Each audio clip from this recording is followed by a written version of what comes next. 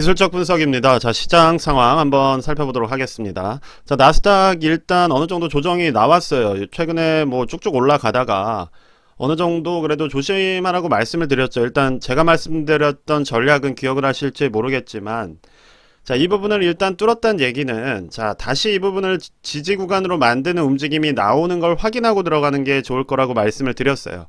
자, 왜냐면 이 부분을 뚫었다는 얘기는 에너지가 단기적으로는 강하지만 이게 어디까지 갈지는 우리가 알 수가 없기 때문에 그러한 부분들을 우리가 확인하기 전에는 조금 지켜보시라고 말씀을 드린 겁니다. 그래서 오늘 어느 정도 조정이 조금 이루어졌고, 자, 여기서 이 부분을 뚫고 다시 내려온다면 그 다음 저점을 기다려야 되는 거죠. 그쵸? 여기서부터 뭐 물을 타는 게 아니라 어느 정도 시간을 좀 가지고, 그러니까 매수를 좀 쉬면서 다시 바닥에 잡힐 때까지 기회를 봐야 되는 그러한 시기라고 저는 생각을 합니다.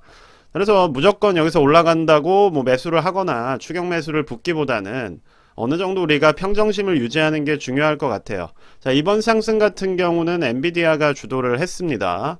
말도 안 되게 올라갔죠. 그쵸? 무슨 잡주처럼 이렇게 뭐 1, 2억짜리 주식도 아니고, 그쵸? 20%가 넘는 상승이 한 번에 나왔고, 자, 그 갭 구간을 이제 확인하는 단계이기 때문에, 자, 이 갭 구간이 지켜지는지를 보려면 시간이 조금 필요하겠죠. 뭐 페이스북처럼 이러한 갭 구간을 딛고서 또다시 이렇게 올라가는 모습이 나와줘야 되는데, 자, 그럼 이 시간들 자체가 어쨌든 필요하다는 겁니다. 왜냐? 여기서 번 사람들, 즉 이때 갖고 있던 분들이 불안하니까 나도 지켜봐야지 하다가 조금씩 실현을 하는 거예요. 지켜보다가 조금씩 실현을 하는 겁니다. 뭐 엔비디아라고 다를까 싶습니다.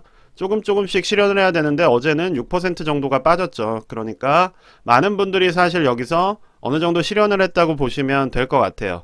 그럼 이 부분이 지지가 되는지를 봐야 된다는 겁니다. 그래서 지금은 우리가 매수를 급하게 들어가기에는 조금 위험한 위치가 될 수 있다는 점을 말씀을 드린 거고, 자, 엔비디아의 움직임에 따라서 반도체주 같은 것들이 영향을 크게 받겠죠. 그래서 어제 SOXX 같은 경우는 476달러까지 어느 정도 밀리는, 지수가 좀 밀리는 모습이 나왔고, 자, 2.5% 정도의 하락이 나왔습니다. 자, 그래서 지금은 어떻게 보면 조금 지켜볼 시기, 그리고 조금 어떻게 보면 매수를 쉬면서 어디에서 지지 구간이 잡히는지를 확인해야 될 시기가 아닐까라고 말씀을 드리는 거예요. 그래서 우리가 지금 이 단계에서 너무 많은 비중을 실어버리거나 매수에 나서게 된다면 뭐 충분히 어떻게 보면 물릴 수 있는 가능성이 있기 때문에, 자, 추격 매수를 하신 분들이라면 어느 정도의 현금 비중을 들고서 그 다음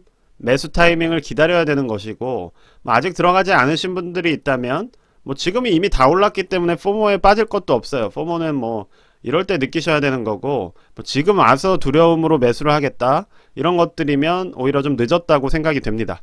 그래서 지금은 어떻게 보면 하단부, 즉 저항 구간의 어디까지 지지 구간을 확인하면서 움직일 것인지를 조금 지켜봐 주시는 그러한 턴이라고 생각을 합니다. 이미 턴이 한 턴 넘어갔다고 보시면 될 것 같아요. 게임으로 친다면 이미 한 턴이 넘어갔고, 자, 엔비디아 같은 경우도 이미 많이 올랐기 때문에 뭐 끝까지 어디까지 오른다고 우리가 알 수는 없지만 이미 단기적으로 많이 올랐다는 얘기는 올랐으니까 팔고 싶은 사람도 많아졌다는 얘기예요. 그러면 그것이 심리상으로 가격에 반영이 되는 것이고, 뭐 다른 종목들도 이미 상당히 많이 올랐고 높은 위치에 있기 때문에 팔고 싶은 사람들이 점점 많아지는 겁니다. 그러한 점에서 본다면 우리가 어느 정도는 지금 조심을 해야 될 시기다.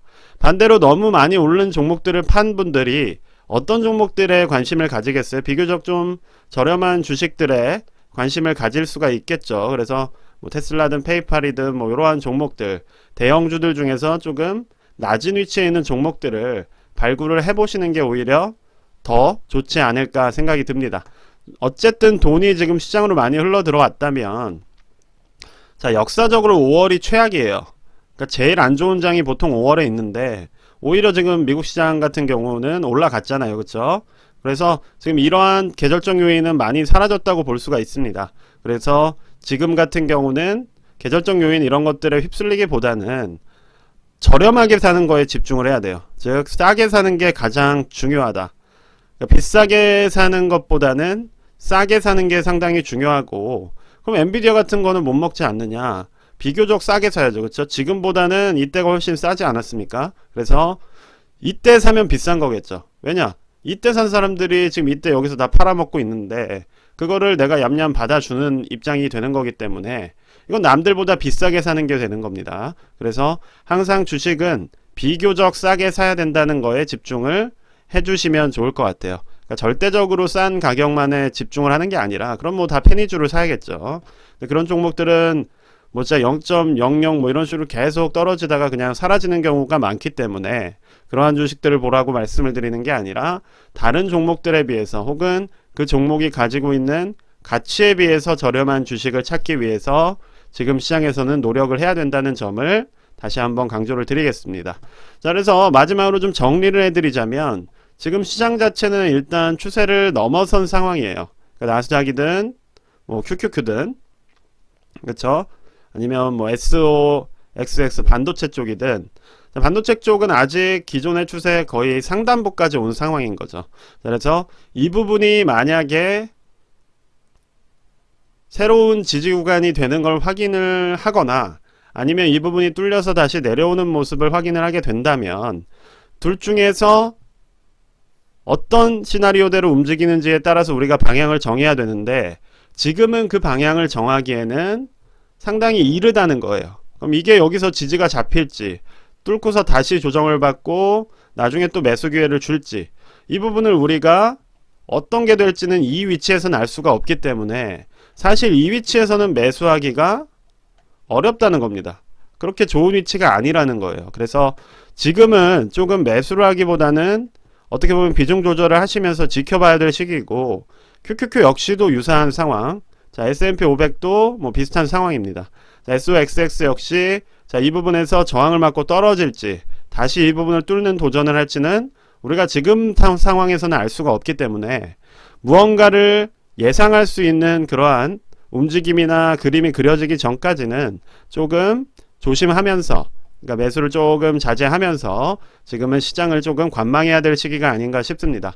물론 매수를 한다고 한다면 어느 정도 덜 오른 종목들 상대적으로 저렴한 종목들을 공략하는 것이 좋을 것 같고 저는 뭐 개별 종목은 여러분들께는 말씀을 드리지 않기 때문에 그러한 부분들을 잘 발굴을 하셔서 자 매수와 매도 잘 하셔서 수익 실현하실 분들은 해주시고 만약에 이제 새롭게 들어가실 분들은 비교적 저렴한 종목들을 매수를 해서 시장이 지지부진한 와중에도 수익률을 노려보시는 그러한 전략을 짜주시면 좋을 것 같습니다.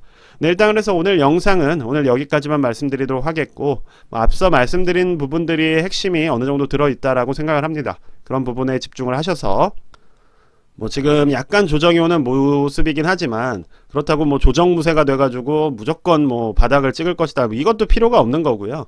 그냥 객관적으로 봐주시면 됩니다. 지금 너무 단기적으로 올랐기 때문에 조정이 살짝 나올 수 있는데 이게 어디까지 가는지를 확인하기에는 지금 시간이 짧다는 거예요. 그래서 조금 더 지켜보시라는 겁니다. 뭐 굳이 여기서 또 조정무세가 돼서 뭐 엄청난 하락이 나올 것이다 할 필요 없는 거고 여기서 이걸 뚫고 이렇게 갈 것이다 하면서 폭등론자가 될 필요도 없는 겁니다.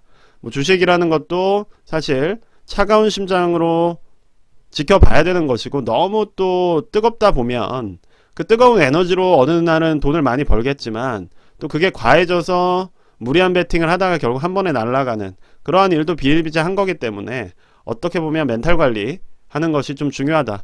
그러니까 무던하게 그냥 이거를 어떻게 보면 어떤 파도에 치는 데에 있어서 우리가 파도가 이렇게 치면 이게 바닷가에 놀러 가게 되면 파도가 빠졌을 때는 이렇게 좀 나갔다가 다시 파도가 올 것 같으면 좀 뒤로 빠지고 하잖아요. 젖기 싫다면.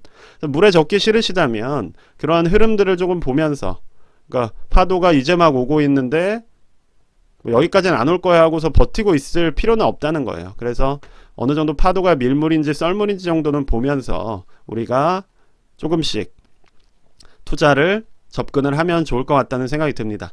네, 그리고 일단 지금은 정배열이라는 거는 이 파도가 점점 저한테 가까워지는 그러니까 물의 에너지가 점점 강해지는 시장이라는 거예요. 그래서 일단은 계속해서 저점과 고점을 높여지는 그러한 흐름들이 나오고 있기 때문에 그러한 정배열 시장이라는 것도 염두를 두시면서 우리가 어떻게 보면 극단적인 뷰에 빠지지 않고 그래도 정배열 시장인데 지금 단기적으로 빨리 올랐기 때문에 어디에서 지지 구간이 잡히는지를 조금 확인해 보자 정도의 마인드로 지금은 시장을 관망해 주시거나 지켜봐 주시면 좋을 것 같습니다.